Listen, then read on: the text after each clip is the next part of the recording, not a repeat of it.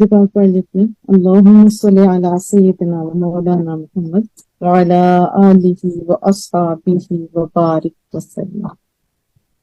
دعا مانگ لیتے ہیں، رب یسر ولا تعسر وتمم بالخیر وبک نستعین، آمین یا رب العالمین۔ ہم لوگ پڑھ رہے تھے، یقیناً یاد ہوگا کہ کل ہم نے پڑھا تھا کہ 100 سال ایک بندے کو مردہ رکھا، پھر پوچھا کہ کتنے ٹائم تم یہاں ٹھہرے ہو، بتاؤ، ایک دن یا کچھ دن کا حصہ۔ کیوں؟ اس کی وجہ یہ ہے کہ میں نے آپ کو بتایا تھا جو قرآن کریم کی آیت ہے کہ 100 سال کے بعد کہا کہ ذرا فانظر الی طعامک، ذرا کھانے کی طرف دیکھو، وشرابک، اور پانی جو ہے اس کی طرف، لم یتسنہ، یہ تو باسی بھی نہیں ہوئے، اٹس مین کہ تھوڑا سا ٹائم ہوا، حالانکہ 100 سال کے بعد نہ کھانا نہ دانا، یہ کچھ خراب نہیں ہوا۔ ہاں، وہ گدے کی طرف ذرا دیکھو تو اس کے میں آپ کو بتا چکی ہوں کہ کس طرح الگ الگ پیسز ہوئے، پھر اللہ تعالیٰ نے ان ہڈیوں کو جوڑا اور پھر گوشت پہنایا۔ تو یہ کیا تھا؟ یہ واضح کرنا مقصود تھا کہ اللہ ہر چیز پر قادر ہے، دوبارہ مرنے کے بعد ایسے اکٹھا کرے گا آپ سب کو۔ پھر اس کے بعد آتا ہے اعوذ باللہ من الشیطان الرجیم، بسم اللہ الرحمن الرحیم۔ وَإِذْ قَالَ إِبْرَاهِيمُ رَبِّ أَرِنِي كَيْفَ تُحْيِي الْمَوْتَى، اور یاد کیجئے جب حضرت ابراہیم علیہ السلام نے عرض کی کہ میرے رب کریم مجھ کو دکھا کیسے تو مردوں کو زندہ کرتا ہے۔ تو قال، اللہ نے فرمایا، اولم تؤمن، ابراہیم کیا تم اس پر یقین نہیں رکھتے؟ تو سونا سا جواب دیا، قال، عرض کی بلا کیوں نہیں مولا کریمہ، ولیکن لیطمئن قلبی، اصل وجہ یہ ہے یہ سوال کرنے کی تاکہ دل میرا مطمئن ہو جائے، دل کے اطمینان کے لیے۔ تو اللہ نے پھر بتایا، قال فخذ اربعۃ من الطیر، 4 پرندے لو، فصرہن، ان کو اپنے سے مانوس کرو۔ پھر ان کو یہ ساری اگر پڑھوں گی تو ٹائم زیادہ ہو جائے گا، اس کا بتا دیتی ہوں ترجمہ ماز کہ 4 پرندوں نے ان کو اپنے سے مانوس کریں، پھر جیسے ہوتا ہے نا کاٹ کے بوٹیاں کٹھیاں کر دینا، پھر ان کے 4 پارٹ کرو، 4 آپ پہاڑوں کے اوپر رکھو، پھر ان کو بلاؤ، تو ادعوہن، تو جب انہیں بلاؤ گی تو کیا ہوگا، یاتینک سعیا، وہ تیرے پاس دوڑتے ہوئے چلیں گے، جیسے سعی ہوتا ہے نا دوڑنا، وہ تیرے پاس دوڑتے ہوئے چلے آئیں گے۔ کیسے؟ ظاہر ان میں جان ہوگی۔ تو اب 4 پرندے ذبح کیا گیا، خون نکل گیا، بوٹیاں بن گئی، پھر گوشت کو مکس کیا گیا، 4 مختلف پہاڑوں پہ رکھا گیا، پھر بلایا گیا تو وہ جڑ کے بوٹیاں پرندے بن کے اڑ کے آ گئے۔ پھر اللہ نے اپنی شان بتائی، وَعَلَمْ، جان لیجئے، امن اللہ عزیز الحکیم، جو تیرا رب ہے نا، جو ہمارا رب ہے، وہ سب پر عزیز ہے، غالب ہے، عزتوں والا ہے، اور بڑا دانا ہے۔ پھر اس کے بعد چونکہ میں پہلے سمجھتی تھی یہ بار بار نماز کا تذکرہ آنا، بعض بار خرچ کا تذکرہ آنا، کیوں؟ کیونکہ نماز میں بھی سستی ہو جاتی ہے اور دل کے اندر مال کی محبت تو سانپ کی طرح بیٹھی ہوئی ہے۔ تو قرآن کریم کہتا ہے کہ مثل الذین ينفقون اموالهم فی سبیل اللہ، ان لوگوں کی مثال جو اپنے مالوں کو اللہ کی راہ میں خرچ کرتے ہیں، کا مثل ایسی ہے، ایگزامپل دی حبہ، جیسے ایک دانہ، آپ جانتے ہو سارے، ایک دانہ بویا جاتا ہے تو اس کے اندر سے خالی وہی دانہ اوپر بڑا نہیں ہوتا، اگر ایسا ہوتا تو سارا مال جو ہوتا ہے دانوں والی کی شکل میں وہ ختم ہو جاتا، وہی ایک دانہ پورا پودا بنتا ہے، اس کے اوپر سے ہزارہا پھر وہ سیم دانے بنتے، حالانکہ وہ دانہ ختم ہو چکا ہوتا ہے۔ اس کے بارے میں فرمایا، انبتت 7 سنابل، کہ ایک دانہ جو 7 بالیاں اگاتا ہے، فی کل سنبلۃ 100 حبہ، اور ہر بالی کے اندر ایک دانہ نہیں، 100 دانے ہیں۔ یہ کن لوگوں کی بات ہو رہی ہے کہ جو اخلاص کے ساتھ اپنے اللہ کی راہ میں تقسیم کرتے ہیں۔ یہاں موٹیویشن ہے، ترغیب دلائی جا رہی ہے کہ خرچ کرو، 1 درہم خرچ کرنا 700 درہم آپ کو بدلے میں ملیں گے۔ تو اتنا بڑا بزنس کون ہے جو نہیں کرے گا؟ یقیناً عقل مند کریں گے۔ پھر ساتھ غنی بھی فرمایا، حمید، وہی دینے والا ہے نا۔ اب چیز بھی اس کی، راہ بھی اس میں خرچ کیا جائے، تو فرمایا میں اتنا دوں گا کیونکہ اللہ کے خزانوں کو تقسیم فرمانے والا نبی جسے اپنے مالک کے خزانوں کا علم تھا، اس کی شانی کریمی کو بھی جانتا ہے. جب یہ آیت نازل ہوئی تو عرض کرتا ہے رب زد امتی. ابھی پتہ ہے کہ ایک دانے سے 7 بالیاں اور ہر بالی کے اندر 100 دانے. اور محبوب کریم آپ کے لیے پھر مانگ رہے رب زد امتی، مولا کریمہ میری امت کو اس سے بھی زیادہ عطا فرما. تو جواب ملا ما ذا الذی یقرض اللہ قرضا حسنا فیضاعفہ لہ اضعافا کثیرہ. سورۃ البقرہ میں 245 میں ہم پڑھ کے آ چکے ہیں کہ جو اللہ کو قرض دیتے. اب دیکھیں چیز بھی اللہ کی، دے بھی قرض دے رہے ہیں، اللہ تعالیٰ کئی گنا زیادہ کر دیتا ہے. یہ لب مصطفیٰ پھر جنبش ہے رب زد امتی، مولا اس سے بھی زیادہ، رب زد امتی، مولا اس سے بھی زیادہ میری امت کو عطا فرما. تو پھر انما یوفی الصابرون اجرہم بغیر حساب. بس اینڈ ہو گیا، صبر کرنے والوں کو بے حد و حساب اجر دیا جائے گا. تو کروڑ ہاتھ درود و سلام میرے ساتھ مل کے پھر پڑھیں اللہم صلی علی سیدنا و مولانا محمد وعلی آلہ و اصحابہ و بارک وسلم. امتی کے لیے اتنا مانگنے والے نبی قربان نہ جائے اپنے محبوب کریم کو. اور رسول اللہ صلی اللہ علیہ وسلم نے حضرت عائشہ سے مروی یہ فرمایا، ترمذی شریف کی حدیث طیبہ ہے کہ زمین کی تہوں سے اپنا رزق تلاش کرو. یہ جو کھیتی باڑی جو زراعت کا کام ہے نا، یہ فروض کفایہ سے، تو جب اس سے غفلت برتی جائے گی تو پھر غلط ہو جائے گی. تو اس لیے جو وقت کا امام ہوتا ہے، لیڈر ہوتا ہے، جو کنگ ہوتے ہیں، ان کو چاہیے کہ لوگوں کو پہلے تو کہیں خوش دلی کے ساتھ کریں، ان کی گریڈس اچھے لگائے جائیں، نہیں تو جبرن حکم ہے کہ ان کو موٹیویٹ کیے جائے، باغات درخت وغیرہ لگوائے جائیں. تو پھر فائدہ بھی تو بہت زیادہ ہے نا. ایک خلیفہ نے حضرت علی المرتضیٰ کی زیارت کی اور حضرت نے اسے ہوتا ہے نا جیسے جس کی زمین کھودی جاتی ہے اس کو مسحاق کے بدن کیا کہتے ہیں، وہ پکڑائے، فرمایا خود ہاں اس کو پکڑ لو فَإِنَّهَا مَفَاتِيحُ خزائن الارض، اس سے پکڑو کیونکہ یہی زمین کے خزانوں کی کنجیاں ہیں.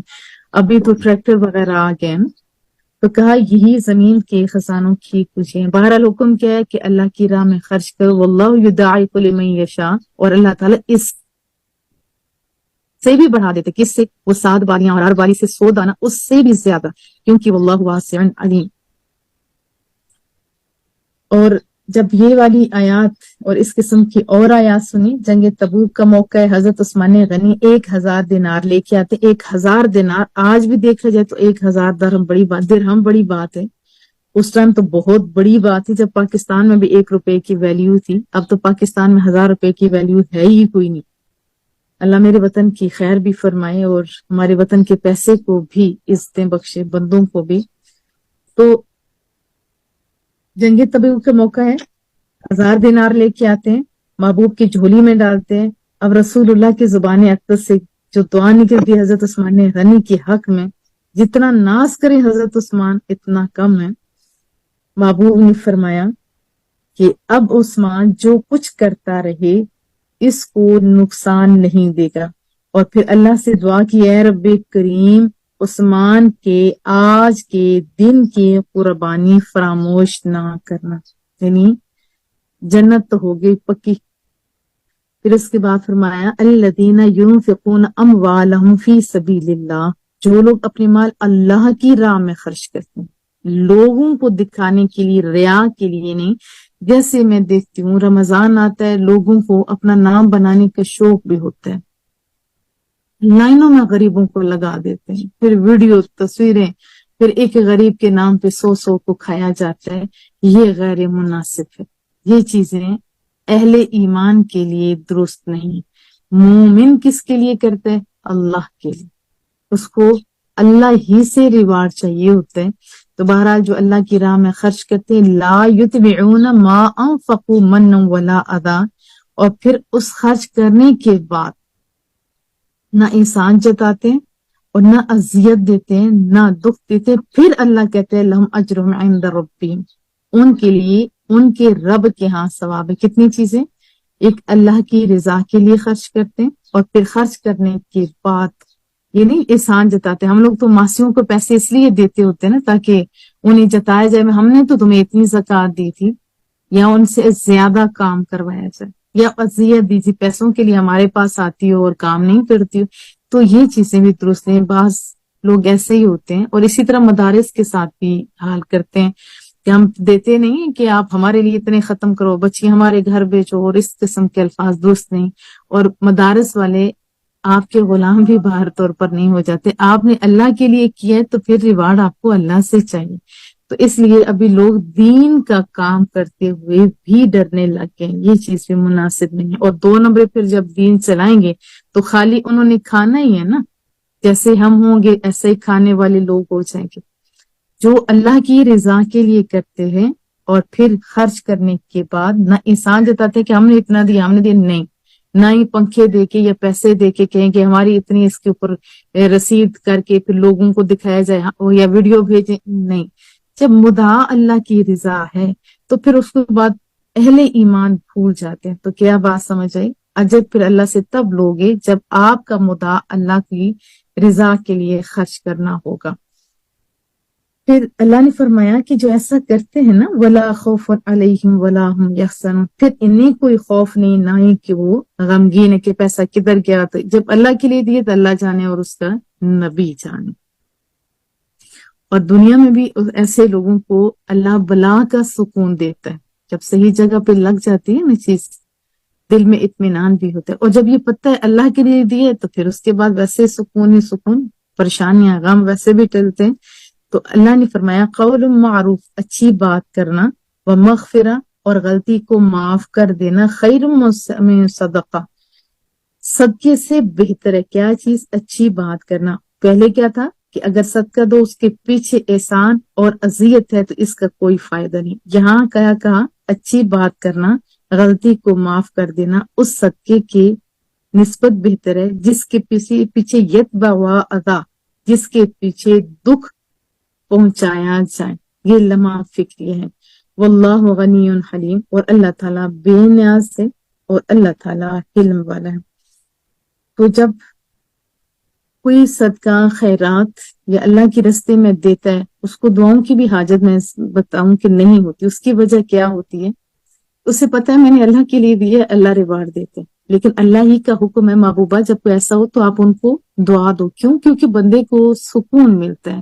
ہم اگر کسی کو دعا دیتے ہیں تو کیا یہ سنت ادا کرے تھے مولا جس نے تیرے لیے یہ کیا. جیسے حضرت عثمان کے لیے رسول اللہ نے دعا فرمائی تھی، اے اللہ کریم عثمان کے آج کے دن کی قربانی فراموش نہ کرنا. اور پھر یہی چیز باعث سے تسکین ہوتی ہے، اور دعائیں اس ٹائم سب سے قیمتی ہیں.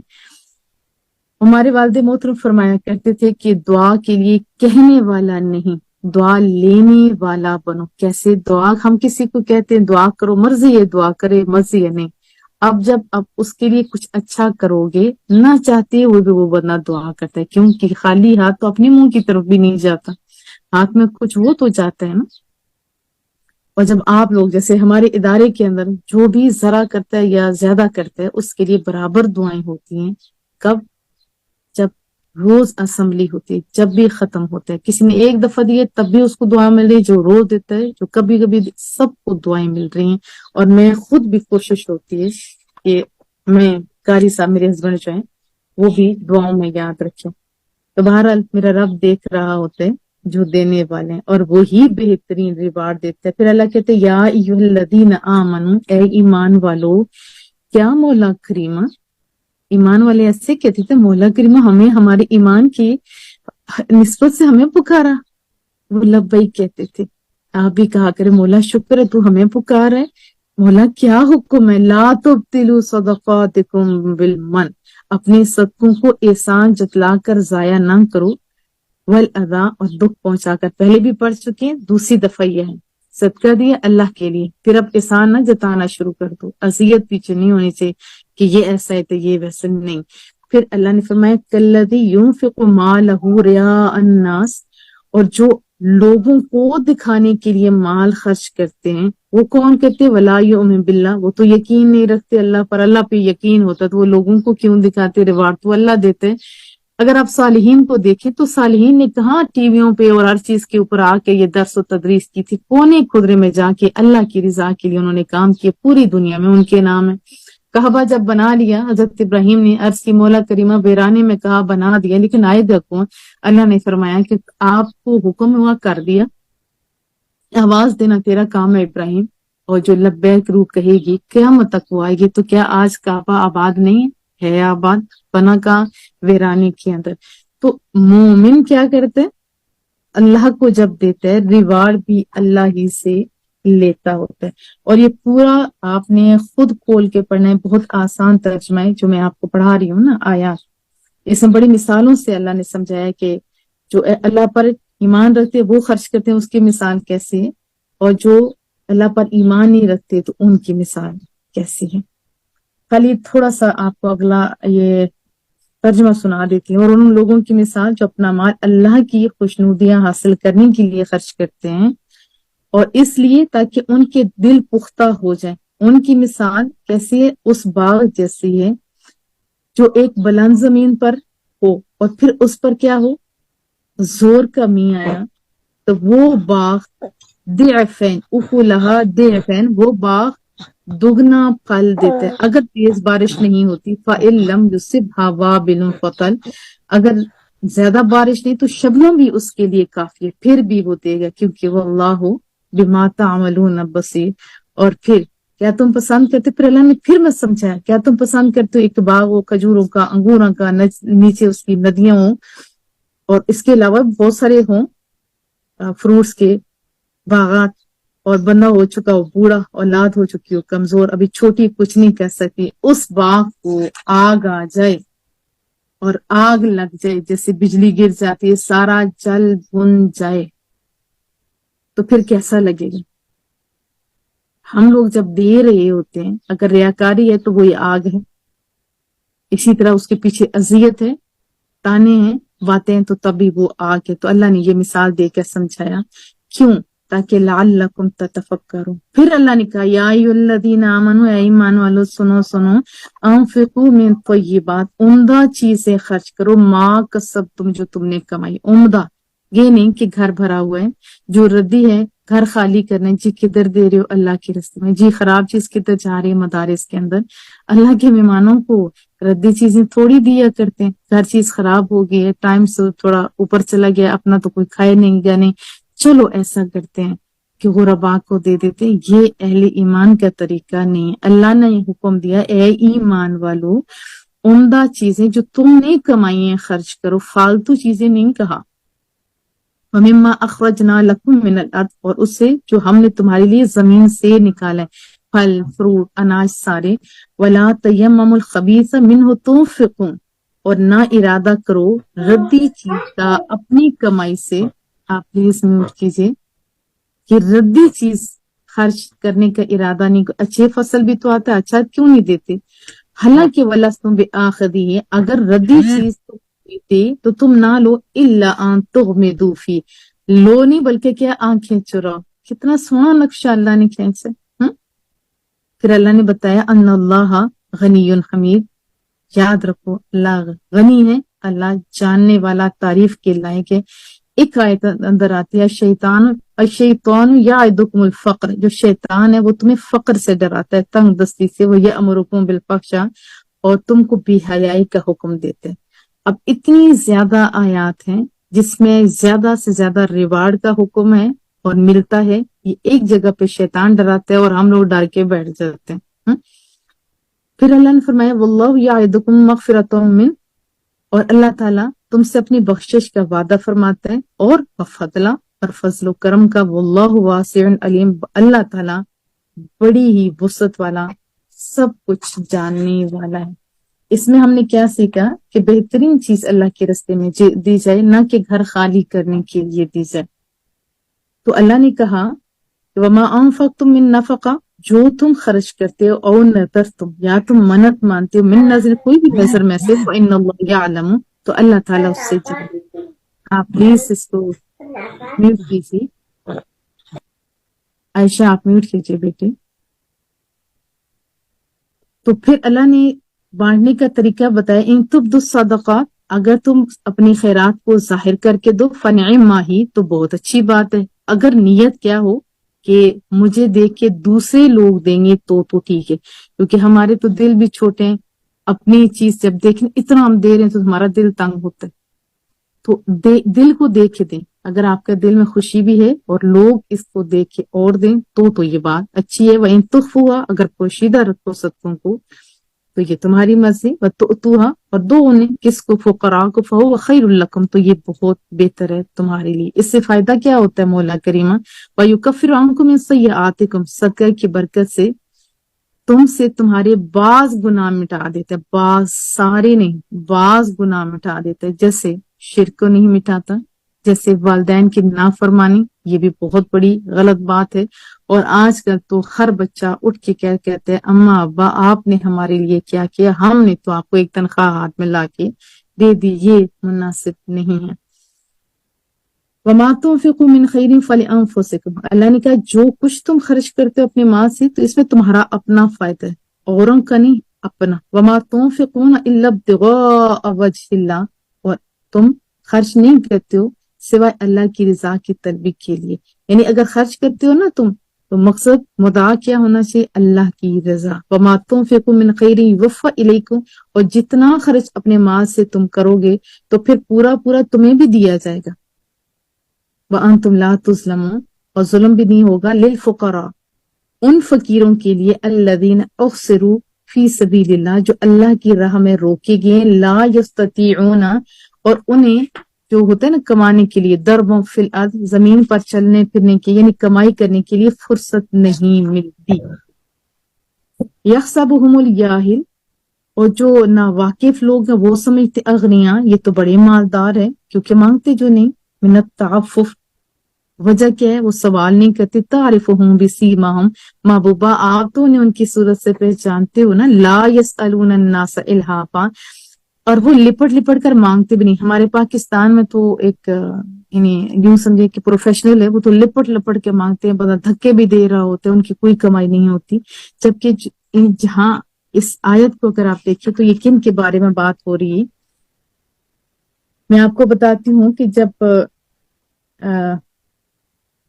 رسول اللہ صلی اللہ علیہ وسلم کا دور دیکھیں, ان میں 300-400 ایسے اصحاب تھے جو مہاجر تھے, جن کے پاس مال نہیں تھا, سر چھپانے کے لیے جھونپڑی نہیں تھی.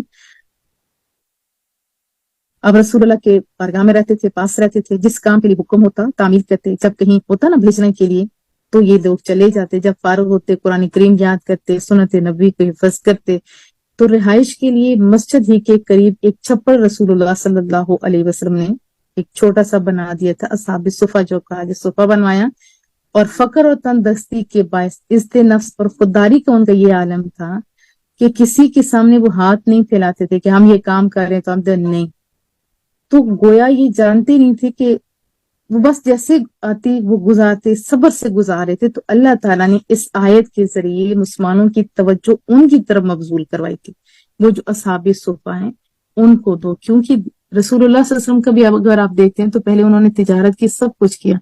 جب دین کا کام کیا تو ظاہر ہے یہ تو فل ٹائم جاب ہے نا. اور مجھے بڑا دکھ سے کہنا پڑتا ہے کہ ابھی جو دین والے لوگ ہیں, جو جن کو اردو آتی ہے وہ بنے ہوئے ہیں, 2 نمبرے لوگ ہیں, اور 1 نمبر لوگوں کو نہ ہم توجہ دے رہے ہیں.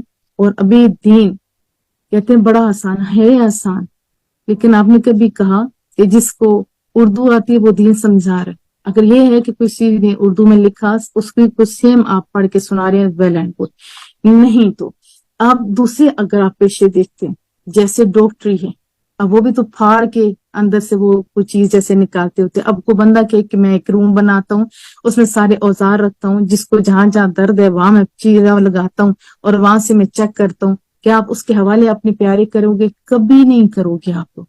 اسی طرح کسی بھی پیشے کے اندر آپ دیکھیں کوئی اتنا ظلم نہیں کر رہا جتنا دین مصطفیٰ کے ساتھ کیا جا رہا ہے. ردی بچے بھیجے جاتے ہیں جو اسکول میں فیل ہوتے ہیں, اور وہاں جا کے بھی آپ پلیز میوٹ کیجیے.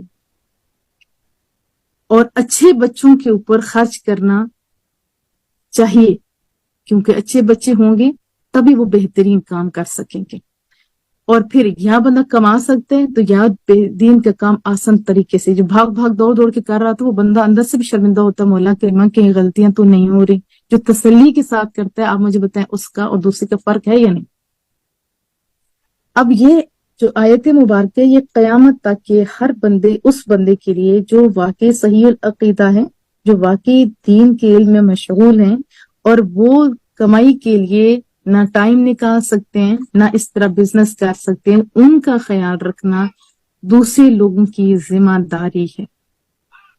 اور میرے پاس آج ایک نے پوسٹ بھیجی، اگر مجھے ٹائم ملتا ہے تو میں گروپس میں بھی بھیجوں گی. واقعی انہوں نے حق لکھا.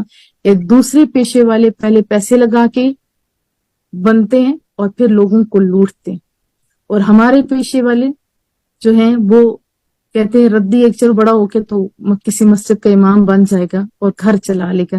یہ دیکھیں ستیلوں جیسا سلوک دین کے ساتھ ہمیں نہیں کرنا چاہیے. اور پھر جو اتنی زیادہ پڑھے ہوئے لوگ ہیں، اب وہ کیا کرتے ہیں، جب دین کی طرف آتے ہیں، اب مدارس چلا رہے ہیں، سکول چلا رہے ہیں، تو لوگ ان کو کچھ دیتے ہیں تو سمجھتے ہیں یہ ہمارے نوکر ہو گئے. یہ بھی رویہ درست نہیں ہے. اور جو تنخواہ دی جاتی ہے، میں پاکستان میں ہمارے رہون کے اندر، میں نے کہا اس مسجد کی، اس وقت میرا اپنا ادارہ نہیں تھا، تو میں نے کہا اس مسجد کی ساری جو خرچ ہے، آج 10 سال پہلے کی بات ہے، کہ میں پورا کروں گی اور کسی کو بتاؤں گی نہیں، ایون کہ میرے ہسبینڈ سسرال کو بھی نہیں پتا ہوگا. بہرحال بات جب چلی تو پوچھا کتنا، میں نے کہا کہ میں ان کو جو آپ دے رہے کتنا، انہوں نے کہا 10,000 دے رہے ہیں. تو میں نے کہا کہ میری مرضی ہے میں زیادہ دوں، لیکن 15 میں ان کا فکس کرتی ہوں. یہ آج سے 10 سال پہلے کی بات ہے. آج بھی جو دین کا کام کرے ان کی تنخواہ 1,500 اور 20,000 سے، مردوں کی اس سے زیادہ کوئی نہیں. آپ سوچے ان کے سارے کھانے پینے دانے. اب وہ بات وہاں تک نہیں رکی، اب انہوں نے پورے گاؤں میں ڈنڈورا پیٹا، اور پھر میرے گھر تک بھی بات آئی کہ یہ باجی کیا کر رہی ہے، کہ ہم جن کو پیسے دے کے یہ کام کروا رہے یہ فتنہ ڈالے. کیا فتنہ؟ کہ یہ 15,000 دے رہے. اس ٹائم بھی 15,000 کی کوئی ویلیو نہیں تھی. اب دیکھیے کتنا ظلم ہے. خود نہیں دیتے ہو، کم از کم دوسروں کو تو دینے دو. جیسے آپ کے کھانا پینا دانا، لوگوں کے ساتھ ملنا جلنا، سب کچھ ان کے ساتھ بھی ہوتے. میں تو اس نیت سے کہا تھا، اور میرا یہ ذاتی خیال ہے کہ جو دین کا کام کرتے اس کا گھر بھی اچھا ہونا چاہیے، رہائش بھی اچھی ہونی چاہیے، گاڑی بھی اچھی ہونی چاہیے اس کا، تاکہ لوگ دیکھ کے اس کی طرف آئیں کہ دین والے لوگ بھوکے نہیں ہوتے. ہاں بہرحال میں دین والے لوگوں کو یہ کہوں گی کہ آپ کا رازق اللہ ہے، آپ کی نظر لوگوں پہ نہیں ہونی چاہیے. رازق اللہ ہے، اور میں نے دیکھا ہے کہ تھوڑی تنخواہ کے باوجود بھی برکت ایسے لوگوں کے حصے میں آتی ہے، اور انہیں کے لوگوں کے دروازے کے اوپر لوگ مانگنے کے لیے بھی آتے. لوگ سمجھتے ہیں کہ ان کے پاس بڑا پیسہ ہے، اور یہ حقیقت ہے کہ یہ برکت ہوتی ہے. بہرحال اور بھی میرے پاس احادیث ہیں، لیکن اس کو مختصر کر دیتی ہوں. پھر یہ جو صحیح الحق ہوتے ہیں، مانگنے والے حقدار ہیں، انہی کو دینا چاہیے. یہ جو لپڑ لپڑ کے مانگ رہے ہوتے ہیں ان کو دینا بھی نہیں چاہیے. حضرت ابو ہریرہ سے مروی ہے، رسول اللہ صلی اللہ علیہ وسلم کا فرمان کہ اگر کوئی شخص ہر صبح لکڑی چن کر، آپ پلیز میوٹ کیجیے، لکڑیاں چنتا ہے، پیٹھ پر لاتا ہے، پھر وہ بیچتا ہے، اس سے صدقہ بھی کرے اور خود بھی کھائے، یہ اس سے بہتر ہے کہ لوگوں سے مانگتا پھرے. اب کسی کا دل ہے، چاہے تو کچھ دے، چاہے تو کوئی انکار کر دے. پھر محبوب کا ایک اور فرمان ہے کہ لوگوں سے مال جمع کرنے کے لیے بھیک مانگتا ہے، وہ انگارے جمع کر رہا ہے. انگارے چاہے تھوڑے ہوں چاہے زیادہ، یہ اس کی اپنی مرضی ہے.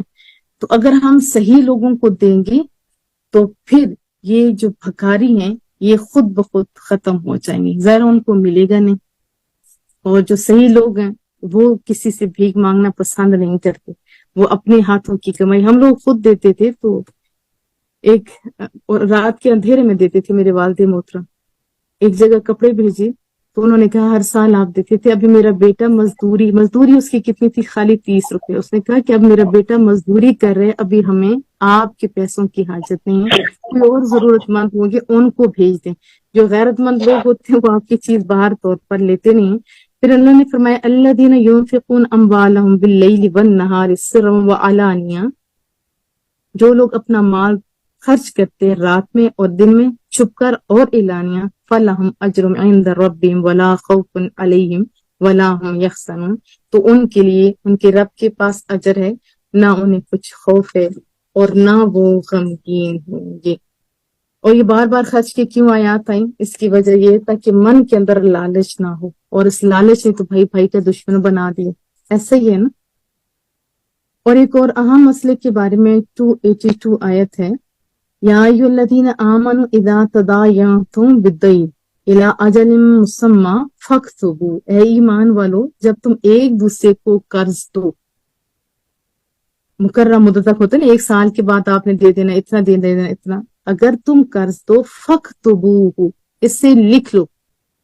پہلے ہم شرماتے رہتے ہیں، لکھتے نہیں ہوتے کیونکہ ہمیں دین کی سمجھ نہیں، پہلے ہم شرماتے رہتے ہیں اور پھر ہم ایک دوسرے کو گلا کاٹنے کے لیے دوڑ رہے ہوتے ہیں، رنج سے اور کیا کیا جھگڑے کبھی آپ سنیں ادھر ادھر سے۔ تو اصل میں ہم نے جب خود نہیں لکھا تو رسول اللہ صلی اللہ علیہ وسلم کا فرمان ہے کہ جو شخص تحریر نہیں کرتا اور اس کا حق ضائع ہو جائے تو اس سے کوئی اس کا اجر نہیں ملے گا۔ ہم کہتے ہیں اس سے ہمیں دیا نہیں ہے، قیامت والے دن لیں گے، رسول اللہ نے فرمایا اس کو کچھ نہیں ملے گا۔ اگر اس نے اپنا حق حذف کرنے والے کے لیے بد دعا کی تو وہ بھی قبول نہیں ہوگی، کیونکہ اس بندے نے جس نے قرض دیا تھا اللہ تعالیٰ کے سوا سے ارشاد کی تعمیل نہیں کی۔ اللہ نے حکم دیا لکھ لو، لکھ لو۔ آپ کو بھی کہوں گی کہ جب بھی کوئی ایسی بات ہو لکھ لیا کرو، کوئی ٹائم نہیں لگتا اس پہ۔ اور اللہ نے کہا وَلْيَكْتُبْ بَيْنَكُمْ كَاتِبٌ بِالْعَدْلِ، اور چاہیے کہ تمہارے درمیان جو لکھنے والا ہے نا قرض دیتے ہوئے، عدل کے ساتھ لکھے، وَلَا يَأْبَ كَاتِبٌ، اور لکھنے والا انکار بھی نہ کرے، اَن يَكْتُبَ كَمَا عَلَّمَهُ اللَّهُ فَلْيَكْتُبْ، اسے لکھنا چاہیے جیسے اللہ نے اسے لکھنا سکھایا ہے، وہ لکھ دیا کرے۔ وَلْيُمْلِلِ الَّذِي عَلَيْهِ الْحَقُّ، اور لکھوائے وہ شخص جس کے ذمہ حق ہے یعنی قرضہ ہے، وَلْيَتَّقِ اللَّهَ رَبَّهُ، اور اللہ سے ڈرے، یعنی لکھواتے ہو یہ نہیں کہ 10 دیے ہیں تو ساتھ ایک صفرہ بڑھا دو، ایسا نہیں، نہ کمی کرے، اگلی آیت خود پڑھ لیں، یا نہ کمی کرے نہ زیادہ کرے۔ ہاں فَإِن كَانَ الَّذِي عَلَيْهِ الْحَقُّ سَفِيهًا، ہاں جس کو اگر آپ نے قرض دیا وہ اتنا سمجھدار نہیں، او ضعیفہ، یا وہ کمزور ہے، او لا يستطيع ان يمل، یا اس میں طاقت نہ رکھتا ہو کہ خود لکھا سکے، تو کیا کرنا چاہیے؟ ہوا فَلْيُمْلِلْ وَلِيُّهُ بِالْعَدْلِ، تو اس کا جو ولی ہے، سرپرست ہے، وہ انصاف کے ساتھ لکھائے۔ انصاف کے ساتھ کیا ہے کہ اگر آپ 10 دے رہے ہو تو 10 لکھو، یہ 1 صفر 2 صفر زیادہ نہیں کرو۔ اور پھر اللہ نے ایک اور بات کہی، وَاسْتَشْهِدُوا، سنو ایمان والو، شہیدین، 2 گواہ بنا لو، مِن رجالکم، اپنے مردوں سے۔ کیا پہلا حکم ہے؟ لکھ لو، اور دوسرا 2 گواہ بنا لو۔ 2 گواہ، یہ پوری آیات واضح لکھی ہوئی ہیں کہ اگر 2 مرد نہیں ملتے تو 1 مرد اور 2 عورت۔ اس کی وجہ کیا ہے کہ اگر ایک عورت بھول جائے تو دوسری اس کو یاد دلاتے۔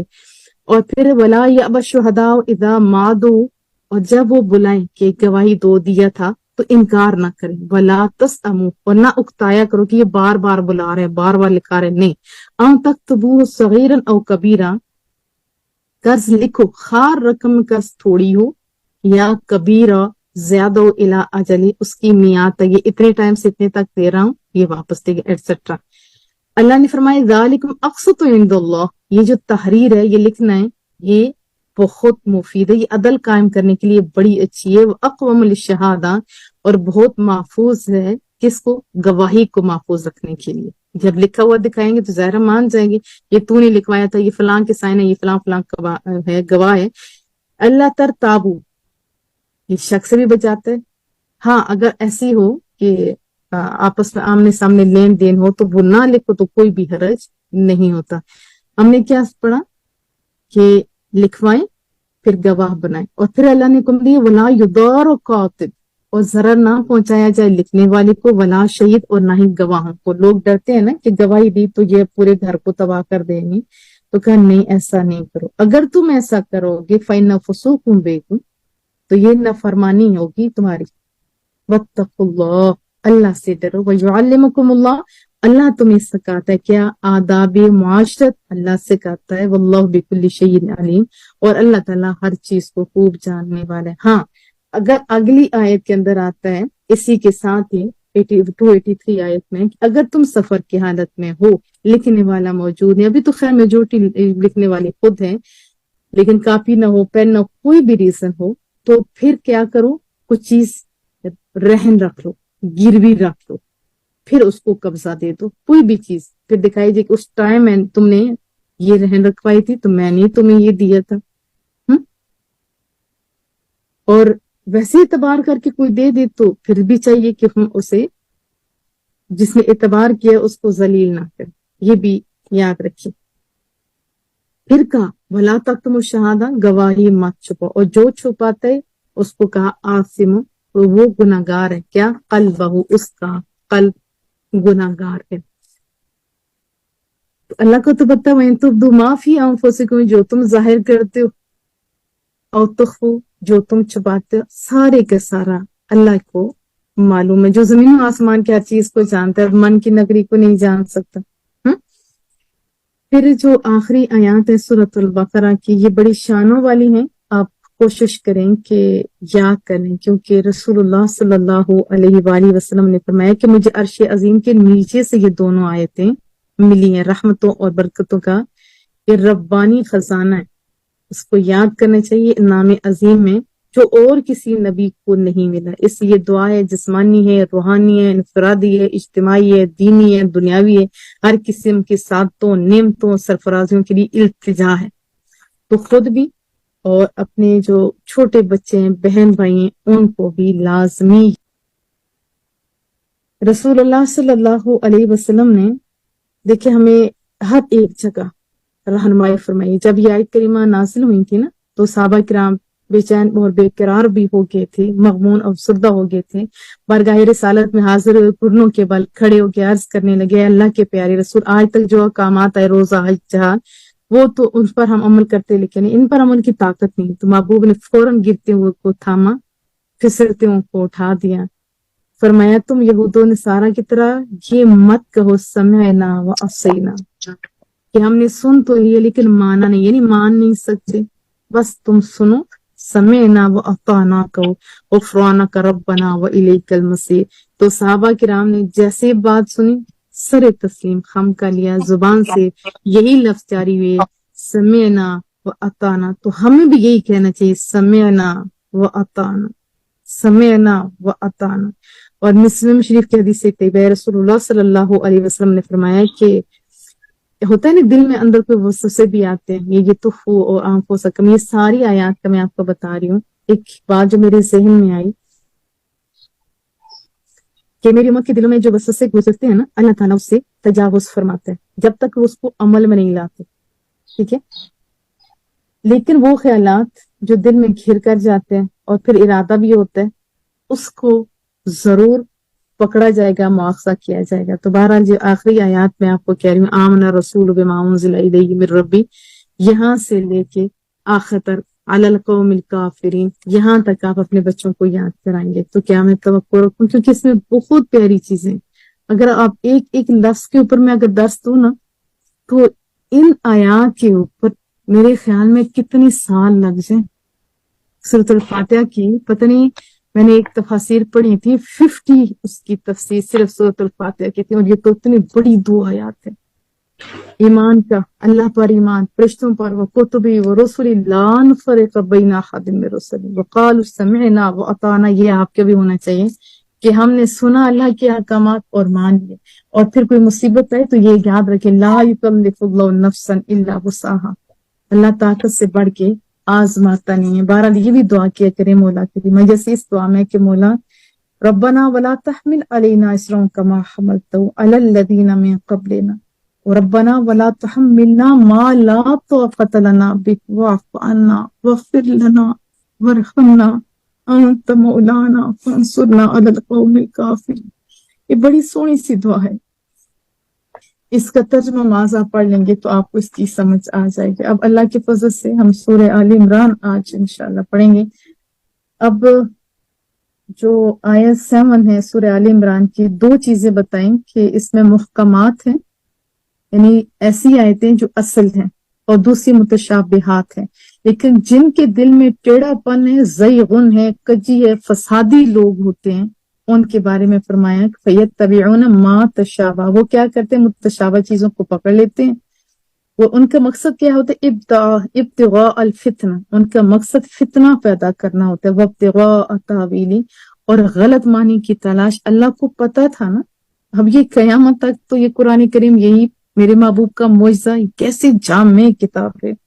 ایسا نہیں ہو رہا کہ ایک آیت پکڑ کے مسلمانوں کے اوپر، وہ جو بھولے بھالے مسلمان ہوتے ہیں ان کے اوپر چسپاں کر کے، کون سی جو کفار اور مشرکین پر اتری ہوئی ہیں، ایسے نہیں وہ لوگوں کے اندر ریب ڈالتے۔ ریب کیا معنی ہوتا ہے نا، شک ڈالنا، وہ ریب ڈالتے ہیں، کیوں؟ تاکہ یہ اپنی اصل جگہ کے نہ رہیں، اور ہم تو لا ریب والے ہیں نا، ہمیں تو کوئی شک نہیں۔ پھر اللہ نے کہا والراسخون فی العلم، اور پختہ علم والے وہ سارا جانتے ہیں، ان سے بھی آپ پوچھا کرو۔ اور دعا بھی ہے ربنا لا تزغ قلوبنا بعد اذ ہدیتنا، اے رب کریم ہمارے دل ان کو ٹیڑھا نہ کر ہدایت دینے کی بات۔ آپ دیکھو مسلمانوں کے گھر میں پیدا ہوا، اور اللہ کا شکر ہے لا الہ انہوں نے سکھایا، محمد رسول اللہ انہوں نے سکھایا، کلمہ انہوں نے پڑھایا آپ کو، قرآن کریم کی تعلیم انہوں نے دی، ساری چیزیں انہوں نے دی ہیں۔ پھر اٹھ کے یہ نہ کہو کہ میرے ماں باپ تو بڑے دنیا سے زیادہ جھلے تھے، ان کو پتہ ہی نہیں تھا، یہ شرک کرتے تھے۔ میرے پاس ایک عورت آئی، اس نے کہا جی یہ جو کام کر رہے ہیں نا، یہ جیسے میلاد شلاد ہے، یہ والے کام جو ہے نا بڑے غلط کام ہے، یہ میرے ماں باپ بھی کرتے تھے۔ میں نے کہا اچھا تیرے ماں باپ مشرک تھے؟ پھر کہنے استغفر اللہ۔ میں نے کہا کتنا آسانی سے دوسروں کو کہہ رہے تمام کے لیے استغفر اللہ۔ بات یہ ہے کہ یہ تو رسول اللہ کی محبت میں کر رہے ہوتے، ہاں جو غلط کر رہے ہیں ہم ان کے ساتھ نہیں، جو کیک ہے اس کے اوپر رسول اللہ کا نام ہے، ایون کہ اپنے بچوں کا بھی نام لکھوا کے تصویریں بنا کے، یہ تو بھولے لوگ ہیں، اس کے اوپر چھڑیاں پھیر رہے ہوتے ہیں۔ جو صحیح سمجھ والے وہ تو یہ کام کرتے ہی نہیں۔ تو باہر طور پر جو لالچی لوگ ہوتے ہیں وہ چھوٹی عیدوں پہ بھی، آپ کو پتہ ہے اس پہ بھی تو جائز نہیں ہے نا کہ پورا مہینہ آپ روزے رکھو، آخر میں دھڑلے سے جو جس سینما گھروں پہ ٹکٹ لو، ادھر جو نہیں تو گھروں میں فلمیں دیکھو۔ یہ کہاں لکھا ہو؟ کوئی نہیں، لیکن وہ لوگ پیسے کے لیے کرتے ہیں، اور مجھے یہ ڈر ہے یہ پیسہ کمانے والے یہ میلاد کو بھی ایسا کرنے کی کوشش کریں گے۔ لیکن جیسے شادیاں اس کے اوپر کون سا غلط کام نہیں ہو رہا، کیا ہم رک رہے ہیں؟ نہیں رک رہے۔ تو کیا کرنا چاہیے ہمیں؟ یعنی ہمیں کرنا یہ چاہیے کہ صحیح کام کو جاری رکھنا چاہیے، غلط کاموں کو چھوڑ دینا چاہیے، اور یہ دعا مانگتے رہنا چاہیے ربنا لا تزغ قلوبنا بعد اذ ہدیتنا وہب لنا من لدنک رحمہ انک انت الوہاب۔ اے رب کریم ہمارے دل اس کے بعد کہ تو نے ہدایت دی ہمیں ٹیڑھا نہ کر، اور ہمیں اپنے پاس سے رحمت عطا فرما، بے شک تو ہی سب کچھ زیادہ دینے والا۔ یہ دعا بھی آپ لوگ یاد کریں، بڑی جامع دعا ہے، اور یہ نہیں اگر یاد ہو سکتی تو ربنا آتنا والی دعا وہ لازمی آپ یاد کروائیں۔ پھر ایک دعا ہے 26 آیت کے اندر اللہم مالک الملک والی، یہ بڑی سونی سی دعا ہے، ترجمہ سنا دیتی ہوں کیونکہ یہ سب آپ جانتے ہیں کہ اللہ اے محبوب کریم یوں عرض کرو کہ اللہ کریم اے مالک سب ملکوں کے، تو بخش دیتا ہے ملک جس سے چاہتا ہے، وتنزع الملک ممن تشاء، اور جس سے چاہتا ہے ملک تو لے لیتا ہے۔ وجہ کیا ہے؟ انک علی کل شیء قدیر، تو ہر چیز پر قادر ہے۔ حضرت معاذ بن جبل ایک دن نماز جمعہ میں شریک نہیں ہوئے، رسول اللہ صلی اللہ علیہ وسلم تک جب بات پہنچی تو وجہ پوچھی گئی، تو بتایا اصل میں یہ جو یوحنا یہاں پہ ایک یہودی ہے، اس کو میں نے قرض دینا تھا، وہ روز میرے دروازے پہ آ جاتا ہے، تو میں اس ڈر سے نہیں نکلا، اسے پتا تھا کہ میں جمعہ پڑھنے جاؤں گا وہ مجھے پکڑ لے گا، میں اس سبب سے نہیں آیا یا رسول اللہ۔ تو رسول اللہ نے فرمایا اے معاذ کیا تم پسند کرتے ہو کہ اللہ تعالیٰ تمہارا قرض ادا فرما دے؟ تو حضرت معاذ فرماتے کیوں نہیں ہو یا رسول اللہ؟ ہاں یا رسول اللہ۔ تو محبوب کریم نے فرمایا کہ ہر روز یہ پڑھا کرو، قل، یہ والی ہے قل اللہم والی، یہ جو آیت ہے یہ بغیر حساب تک یہ آپ نشان آپ لگا سکتے ہیں، یہاں تک پڑھا کرو۔ یہ دو آیات ہیں نا، تولج اللیلہ والی قل اللہم سے لے کے بغیر حساب تک یہاں تک پڑھا کرو، پھر آگے پڑھا کرو رحمان الدنیا والآخرہ ورحیمہما تغتی منہما من تشاء وتمنع منہما من تشاء اقض عنی دینی۔ تو پھر محبوب نے فرمایا کہ اگر زمین بھر سونے کے برابر بھی تمہارے اوپر قرض ہوگا تو رب کریم عطا فرما دے گا، یعنی آپ کا قرض اتر جائے گا۔ تو یہ کتنی سونی سی دعا ہے اور کتنی آسان دعا ہے، یہ بھی آپ اپنے بچوں کو لازماً یاد کروائیں، کیونکہ یہی چیزیں آپ کو اور آپ کے بچوں کے کام آنے والی ہیں۔ آیت 31 کے اندر آتا ہے، قل آپ فرما دیجئے، یہ پیچھے بھی اگر آپ پڑھیں نا پوری آیات تو آپ کو زیادہ سمجھ آئے گا، لیکن میں چونکہ ٹائم کی قلت کے سبب شارٹ کرتی ہوں، لیکن مجھے امید ہے انشاءاللہ تعالی ٹائم میں برکت بھی ہے اور آپ کو سمجھ بھی آتی ہوگی۔ قل ان کنتم تحبون اللہ، اگر تم واقعی اللہ سے محبت کرتے ہو کیا کرو، فاتبعونی، میری پیروی کرو، پھر کیا ہوگا مولا کریمہ، یحببکم اللہ، تب اللہ تعالیٰ تم سے محبت فرمانے لگے گا۔ یہ کتنی بڑی بات ہے، کیا کرو، فاتبعونی، میری پیروی کرو، کس کی، رسول اللہ صلی اللہ علیہ وسلم کی۔ محبوب کی ذات بہت بڑی نعمت ہے ہمارے پاس، بہت بڑی نعمت ہے۔ اتباع محبت ہے تو ہوگی، لیکن صحابہ نے تو پہلے بھی محبت کرتے تھے، وضو کا پانی نہیں گرنے دیتے تھے، وہ تو اور کرنے لگے۔ وہ جو دوسرے لوگ تھے جن کو کہا کہ تم اللہ اللہ کرتے ہو، کہتے ہو اللہ کے بڑے پیارے ہو، تو پھر تمہیں اللہ تب پیارا بنائے گا جب تم رسول اللہ کی اتباع کرو گے۔ کچھ لوگ تو گئے مان، کلمہ لیا پڑھ، لیکن کچھ نے کہا کہ عجیب ہے یہ محمد صلی اللہ علیہ وسلم، ہمیں کہتا ہے کہ ایک اللہ کی مانو اور بتوں کو چھوڑ دو، اور ادھر خود شرک کی طرف بلاتا ہے۔ یہ یعنی پہلے جو شرک کا فتویٰ لگا تھا، جو جاہلوں اور ان پڑھوں نے لگایا تھا، جو اپنے آپ کو اہل علم کہتے تھے، وہ رسول اللہ پہ لگا تھا، اور دوسرا جو لگا تھا وہ حضرت علی مرتضیٰ پہ لگا تھا۔ جب خوارج نے لگایا تھا، آپ کو پتہ ہے کہ جب جنگ ہوئی تھی اور خوارج کو اس ساتھ صلح کے لیے اپنے چچا آزاد بھائی کو حضرت عبداللہ بن عباس کو بھیجا تھا، تو انہوں نے کہا کہ تمام حکم اللہ کا، یہ قرآن کریم کی آیت ہے۔ تو ایک میں آپ کو بتا چکی ہوں کہ جب وہ قرآن کی آیتیں پڑھیں تو آپ نے احادیث پڑھنی۔ تو اس وقت بھی جب احادیث سے پہلے جب یہ بات ہوئی نا کہ صلح کے لیے جانا ہے، انہوں نے کہا ہم علی کی بات نہیں مانتے کیونکہ یہ شرک ہے۔ اللہ پاک ہمیں صحیح سمجھ بھی عطا فرمائے۔ تو شرک کوئی آسان کام تھوڑا ہے، استغفر اللہ تعالیٰ، جس کو قرآن ظلم عظیم کہے اس کو آسانی کے ساتھ کہہ دینا، اور اپنی لا الہ پڑھنے والوں کو مشرک کہہ دینا کیا آسان ہے؟ جن کے اندر ایمان ہے وہ تو نہیں کہہ سکتے۔ باقی سنو وکمن والے جو لوگ ہیں ان کو نہ سمجھ آئے تو اللہ بس رحم کرے۔ تو یہاں پہ اتباع سنت کی بھی دس دیے جا رہے، یعنی اطاعت وہی کرے گا جو رسول اللہ سے ایک تو پیار کرتا ہے، جو قرآن کریم سے پیار کرتا ہے، جو قرآن کریم کے احکامات کو جانتا ہے۔ اگر ہم ابھی یہ نعرہ لگیں کہ قرآن بس، اس کے علاوہ کچھ نہیں، تو پھر قرآن کریم کا بھی یہی حکم ہے۔ جو یہ آیت صرف ایک آیت نہیں، میں نے آج صبح جب دیکھا تو ٹائم ہوتا تو میں ساری آیات آپ کو پڑھ کے سنا دیتی۔ قرآن کریم میں ایک جگہ نہیں، 12 جگہ پہ رسول اللہ صلی اللہ علیہ وسلم کی اطاعت اور فرمانبرداری کا حکم دیا، یعنی یہ حکم یہ قرآن سے الگ نہیں، ہم اس میں سے نکال تو سکتے نہیں۔ یہ قرآن کریم کی حفاظت کا ذمہ تو اللہ نے لگایا ہوا ہے نا، نہیں تو کچھ اور ہو جاتا۔ تو بہر طور پر کیا سمجھ آئی؟ اتباع، کیا سمجھ آئی؟ اتباع رسول۔ تو ملے گا کیا مولا کریمہ؟ ایک تو بتایا یحببکم اللہ، اللہ محبت کرنے لگے گا۔ دوسرا ویغفر لکم، اللہ بخش دے گا کیا؟ ذنوبکم، وہ جو تمہارے گناہ، جو تمہیں سکون سے چین سے رہنے نہیں دیتے۔ قل اطیعوا اللہ والرسول، اطاعت کرو اللہ کی بھی اور اس کے رسول کی۔ فإن تولوا، ہاں اگر تم منہ موڑ گے تو پھر لا يحب الکافرین، اللہ کو تمہاری حاجت کوئی نہیں کہ تم اتباع کرو، یہ تم پھر دوزخ میں جاؤ گے، کیونکہ لا يحب الکافرین، اللہ تو دوست نہیں رکھتا ان کو جو مانتے نہیں، جو کہ کفر کرتے ہیں۔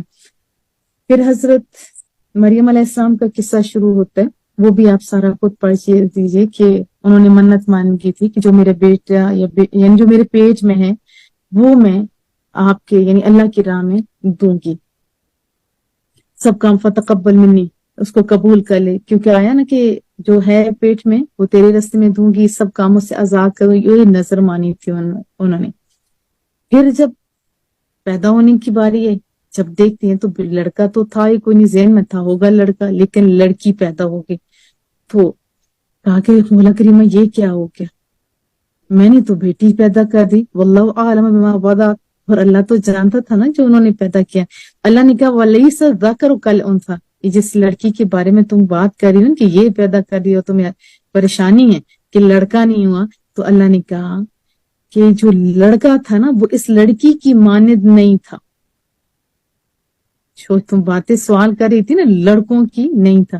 یہاں سے پتہ چلتا ہے کہ عورتوں کی بڑی شان، یہ بھی ساری عورتوں کی شان بتائی جا رہی ہے۔ پیچھے ہم نے پڑھا تھا صفا مروہ کے اندر دوڑنا کیوں توڑا جاتا ہے، اما ہاجرہ کی وجہ سے، یہ ہمیں کیوں سنوایا جا رہا ہے، اس لیے کہ آپ بھی اپنا محاسبہ کرو، اللہ سے ڈرا کرو، یہ گروپ ہیں، یہ گھروں میں فتنے، اپنے آپ کو ڈاؤن نہیں کرو، اپنے اللہ کے ساتھ اپنا تعلق مضبوط کرو۔ کل بھی میں بتا رہی تھی کہ دوستی ہمیں انہی کے ساتھ کرنی چاہیے جو ہمیں بھلائیوں کی طرف لے کے ہیں۔ تو بہرحال انہوں نے کیا کہا، وَإِنِّي سَمَّيْتُهَا مریم، اور ماں نے کہا میں نے اس کا نام رکھا ہے مریم، انی اعیدھا بک، میں اسے تیری پناہ میں دیتی ہوں مولا کریمہ۔ اور ہم اپنا بچہ جب پیدا ہونے والا ہوتا ہے تب بھی دعائیں نہیں کرتے، ہو چکا ہوتا ہے تب بھی دعائیں نہیں کرتے۔ وَذُرِّيَّتَهَا مِنَ الشَّيْطَانِ الرَّجِيمِ، کتنی جامع بات، اور اس کی اولاد کا بھی بیٹی پیدا ہوئی ہے مریم، کیا اس کو بھی اور اس کی اولاد کو بھی تیرے حوالے کرتی ہوں، تو بچا لے کسے، شیطان مردود کے شر سے۔ تو ہمیں کیا کرنا چاہیے، بس بیٹا پیدا ہو گیا یا بیٹی ہو گئی تو پھر نہیں، ہمیں وہی کرنا چاہیے جو قرآن کہتے ہیں۔ تو اللہ نے کہا فَتَقَبَّلَهَا، تو اللہ نے اس سے قبول کرے، کیسا، بِقَبُولٍ حسن، بڑی اچھی قبولیت کے ساتھ، وَأَنبَتَهَا نَبَاتًا حَسَنًا، اور اسے پروان بھی چڑھایا کس نے، وَكَفَّلَهَا زکریا، حضرت زکریا علیہ السلام نے۔ اور جب بھی حضرت زکریا علیہ السلام جہاں اما مریم بیٹھ کے، محراب کا لفظ قرآن کریم میں آیا ہے، اللہ کی عبادت کر رہی ہوتی، وجد عندها رزقا، وہاں وہ کھانے کی چیزیں پاتے تھے۔ یہ پیغمبر نہیں تھی، یہ اللہ کی ولیہ تھی۔ قال، حضرت زکریا نے فرمانے لگے، یا مریم، اے مریم، انا لکی ھذا، یہ جو تمہارے پاس بے موسمی پھل ہوتے ہیں یہ کدھر سے آتے ہیں؟ قالت ہوا من عند اللہ، حالانکہ بند دروازہ ہے، کھڑکیاں شڑکیاں بند، محراب کے اندر وہاں کھانا، ہمیں بھی کیوں عورتوں کا ہمیں کیوں بتایا گیا؟ عورتوں کے اندر لالچ زیادہ ہوتا ہے، بتایا کہ عورتیں ہر وقت رونے والی، اللہ کے ساتھ اپنا تعلق مضبوط کریں۔ ہم مریم کو دے سکتے ہیں تو آپ کو بھی دے سکتے ہیں، ان اللہ یرزق من یشاء بغیر حساب، اللہ تو بے حساب دیتا ہے۔ پھر وہیں پہ اس محراب کے جگہ پہ، وہیں پہ حضرت زکریا، ان کے رشتہ دار بھی تھے، حضرت زکریا نے اپنے رب سے دعا کی تھی، رب ہب لی من لدنک ذریۃ طیبہ، اے رب کریم مجھے اپنے پاس سے پاکیزہ اولاد عطا فرما، انک سمیع الدعاء، بے شک تو ہی سننے والا ہے دعا کا۔ اب ان کو پتہ نہیں تھا کہ اللہ تو ہر جگہ سے سنتا ہے، پتہ تھا، لیکن یہاں سے ہمیں کیا پتہ چلا کہ جہاں صالحین کے قدمین ہوتے ہیں وہاں کھڑے ہو کے جو دعائیں کی جاتی جگہ پہ صالح ہوتے ہیں وہاں دعائیں قبول ہوتی ہیں۔ تو صالح انسان کی بڑی شان ہے۔ کل میں احادیث پڑھ رہی تھی، بہت اچھا اس کا شکر دروشی پڑھی۔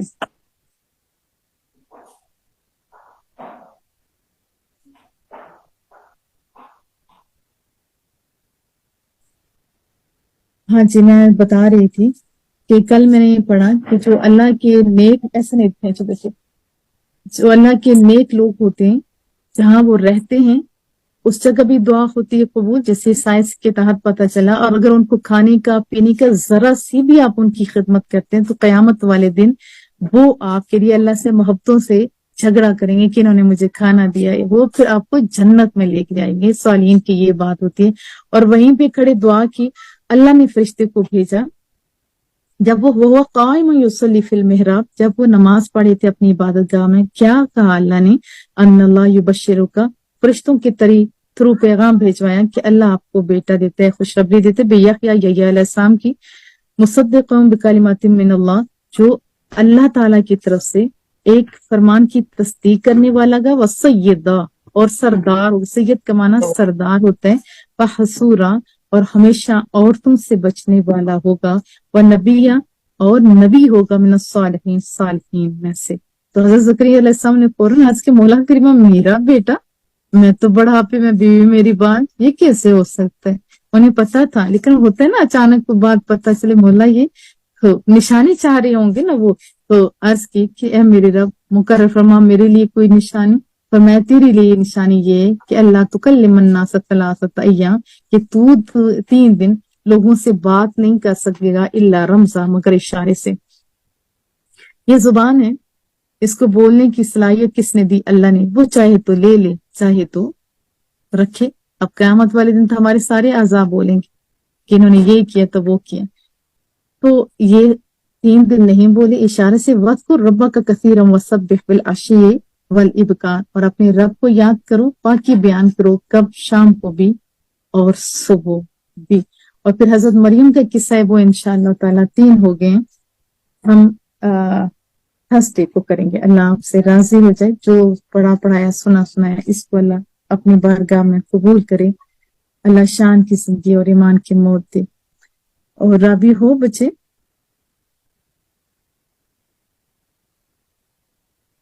رابعہ ہے تو دعا کر لیتی، نہیں تو میں جلدی سے دعا میں۔ رابی ہو؟ ہاں رابعہ ہو نا بچے، آپ دعا مانگ سکتے ہو بیٹے؟ جی باجی۔ چلو بچے، دعا میں اچھی طرح اپنے اداروں کو بھی یاد رکھنا، ہم سب کو بھی۔ تو آپ سب سے بھی گزارش ہے کہ ہمیشہ دعاؤں کی درخواست ہے آپ سے کہ جب بھی دعا مانگے ہم سب کو، جو میری ساری ایڈمنز ہیں ان کے لیے بھی اللہ ان کے لیے بھی آسانیاں کرے، جو بھی ذرا برابر بھی ادارے کے ساتھ مخلص ہیں سب کے لیے دعا کرے، میری خاندان کے لیے، میرے خاندان کے میکے سسرال ہر ایک کے لیے، اور میرے لیے بھی کہ جب تک زندہ رہوں میرا تعلق اللہ سے مضبوط تر ہوتا جائے، اور جب اس دنیا سے جاؤں بھی تو میں رسول اللہ کے سامنے سرخرو ہو جاؤں صلی اللہ علیہ وآلہ وسلم۔ اعوذ باللہ من الشیطان الرجیم، بسم اللہ الرحمن الرحیم۔ سبحان اللہ والحمد للہ ولا الہ الا اللہ واللہ اکبر ولا حول ولا قوة الا باللہ العلی العظیم۔ سبحان اللہ وبحمدہ عدد خلقہ وزینۃ عرشہ ومداد کلماتہ وزنة نفسہ۔ اللهم صل على محمد وانزله المقعد المقرب عندك يوم القيامة۔ اللهم صل على محمد كما تحب وترضى. ربنا آتنا في الدنيا حسنة وفي الآخرة حسنة وقنا عذاب النار وقنا عذاب القبر وقنا عذاب الحشر وقنا عذاب الميزان. ربنا ظلمنا أنفسنا وإن لم تغفر لنا وترحمنا لنكونن من الخاسرين. ربنا آتنا من لدنك رحمة وهيئ لنا من أمرنا رشدا. ربنا لا تزغ قلوبنا بعد إذ هديتنا وهب لنا من لدنك رحمة إنك أنت الوهاب. ربنا هب لنا من أزواجنا وذرياتنا قرة أعين واجعلنا للمتقين إماما.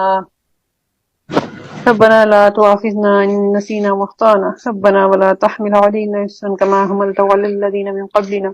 ربنا ولا تحملنا ما لا طاقة لنا به واعف عنا واغفر لنا وارحمنا أنت مولانا فانصرنا على القوم الكافرين. يا أرحم الراحمين يا أرحم الراحمين يا أرحم الراحمين. یا ربنا یا ربنا یا ربنا یا ربنا یا ربنا. اے اللہ پاک پروردگار، تیرا شکر ادا کرتے ہیں، تیرا کروڑا شکر ہے، تو نے ہمیں اس محفل پاک کو منعقد کرنے میں کی توفیق عطا فرمائی اور اس میں شامل ہونے کی توفیق عطا فرمائی۔ اللہ العالمین، تو ہی اپنے رحم اور اپنے کرم اور اپنے فضل سے اس محفل پاک کو اپنی راہ میں شرف قبول عطا فرما دے، اور اس کا ثواب تحفتاً ہدیتاً نبی پاک صلی اللہ علیہ وسلم کی بارگاہ میں پیش کرتے ہیں، قبول و منظور فرما لے، اور ان کے وسیلے سے، ان کے صدقے سے تمام کے تمام مؤمنین و مؤمنات، مسلمین و مسلمات، حضرت